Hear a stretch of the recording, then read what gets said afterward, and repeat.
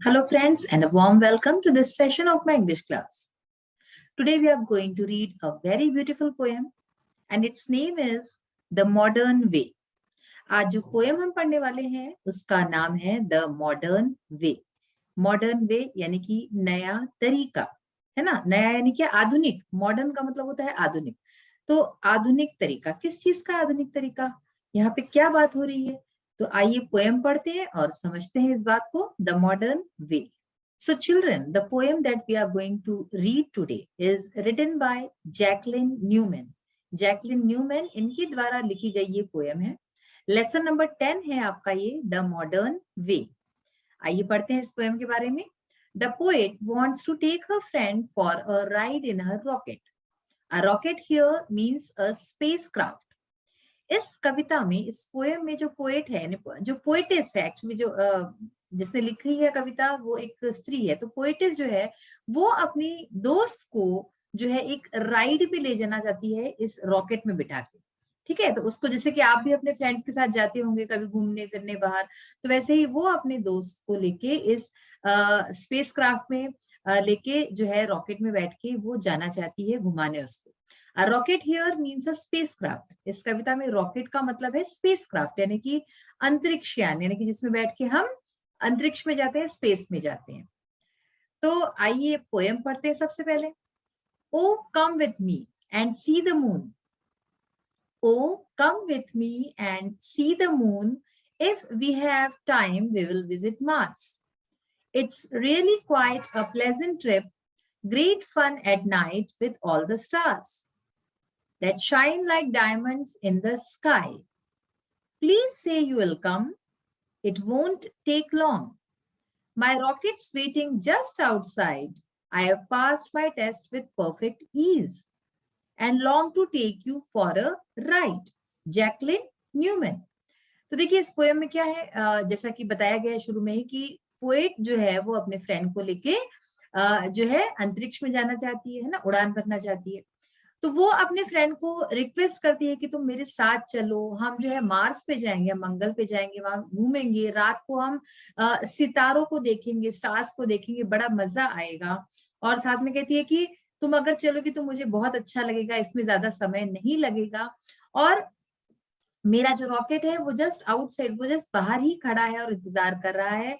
मैंने अपना जो टेस्ट है वो बड़ी आसानी से पास कर लिया है और अब मैं सिर्फ तुमको एक राइड पे ले जाना चाहती हूँ. ये पढ़ते हैं अब इसका line to line meaning. O come with me and see the moon. तो अपने फ्रेंड से जो पोएट है वो कहती है कि ओ कम विथ मी, मेरे साथ आओ, और सी द मून, और चांद को देखो, चंद्रमा को देखो. तो ओ मेरे साथ आओ और चंद्रमा को देखो. If we have time we will visit Mars. अगर हमारे पास समय हुआ तो हम मार्स को भी जाएंगे. मार्स यानी मंगल ग्रह, मंगल ग्रह को भी विजिट करेंगे, वहां भी जाएंगे. It's really quite a pleasant trip. ये सचमुच एक बहुत ही प्लेजेंट यानी आनंददायी एक हमारा ट्रिप होगा, एक जर्नी होगी. ये बहुत ही अच्छी और आनंददायी हमारी प्लेजेंट एक ट्रिप होगी. Great fun at night with all the stars. सारे सितारों के साथ, सारे स्टार्स के साथ बहुत मजा आएगा रात को. That shine like diamonds in the sky. तो जो कि वो सितारे जो कि रात को जो है डायमंड्स की तरह, हीरो की तरह आसमान में चमकते हैं, तो उनके साथ रात में हमको बड़ा मजा आएगा. प्लीज से यू विल कम. प्लीज कहो कि तुम आओगी. It won't take long. इसमें ज्यादा समय भी नहीं लगेगा. My rocket's waiting just outside. मेरा जो रॉकेट है, मेरा जो अंतरिक्ष यान है, स्पेस क्राफ्ट है, वो जस्ट बाहर ही खड़ा है और इंतजार कर रहा है. I have passed my test with perfect ease. मैंने अपना जो टेस्ट है वो बहुत ही इजीली, बहुत ही आसानी से पास कर लिया, यानी कि मैं अब वहां जाने के लायक हूँ. And long to take you for a ride. और मैं लॉन्ग, देखिए यहाँ पे दो जगह लॉन्ग लिखा है और दोनों जगह लॉन्ग का मीनिंग डिफरेंट है. ठीक है ना. यहाँ पे जो लॉन्ग लिखा है उसका क्या मतलब है, फर्स्ट वाला इट वोंट टेक लॉन्ग यानी कि ज्यादा समय नहीं लगेगा, ज्यादा देर नहीं लगेगी. ठीक है ना. इस वाले लॉन्ग का ये मतलब है देर. और and long to take you for a ride, second वाले में लॉन्ग का क्या मतलब है कि इच्छा, हमारी इच्छा होती है ना, हम जो डिजायर करते हैं, तो यहाँ पे वो जो पोएट है वो कह रही है कि and long to take you for a ride, मेरी इच्छा है कि मैं तुम्हें एक राइड पे ले चलूं।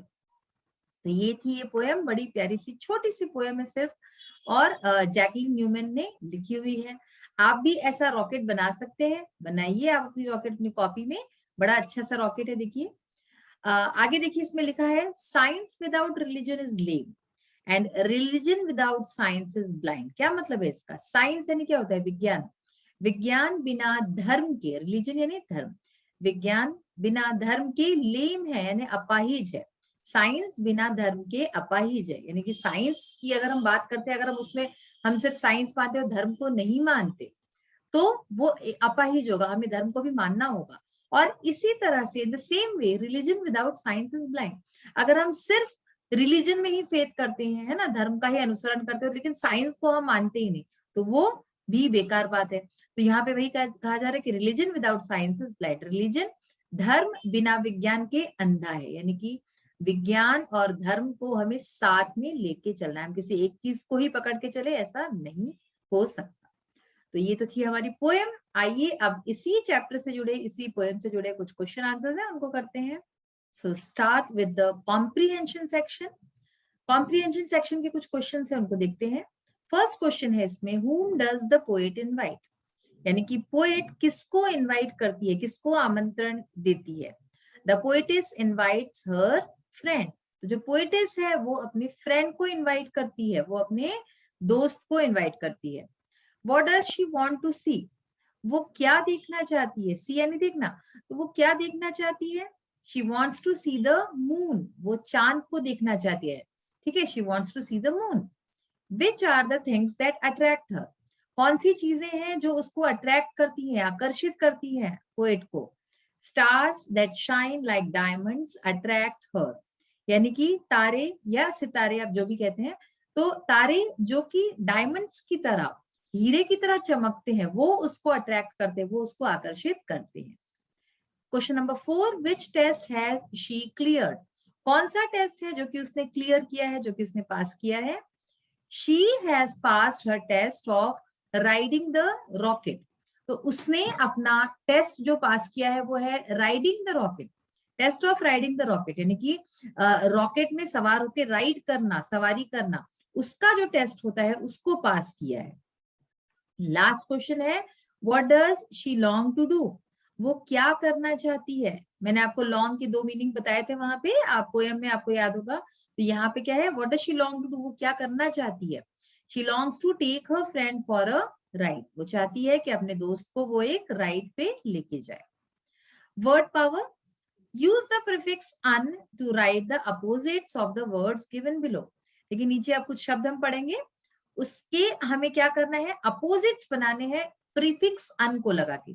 प्रीफिक्स और सफिक्स मैं आपको पहले भी समझा चुकी हूँ। प्रीफिक्स जो शब्द के पहले आए वो प्रीफिक्स, और सफिक्स जो शब्द के बाद में है। तो यहाँ पे प्रीफिक्स लगाना है, यानी कि जो वर्ड है उसके पहले हम लगाएंगे। अन लगाना है, देखिए बहुत सिंपल एक्सरसाइज है।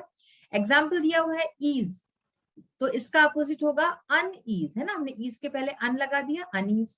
अब इसी तरह से और वर्ड्स हैं वो देखते हैं। प्लेजेंट, अनप्लेजेंट, देखिए हमने अन लगा दिया। Happy, unhappy, wanted, unwanted, natural, unnatural. तो इनके मीनिंग्स भी आपको पता होने चाहिए। ईज यानी कि जो आसानी से हम कर सकते हैं, अनईज जो नहीं, जो आसानी से नहीं हो सकता, अपोजिट्स है सारे। देन प्लेजेंट, अनप्लेजेंट, यानी कि जो खुशनुमा है वो प्लेजेंट, अनप्लेजेंट जो खुशनुमा नहीं होगा।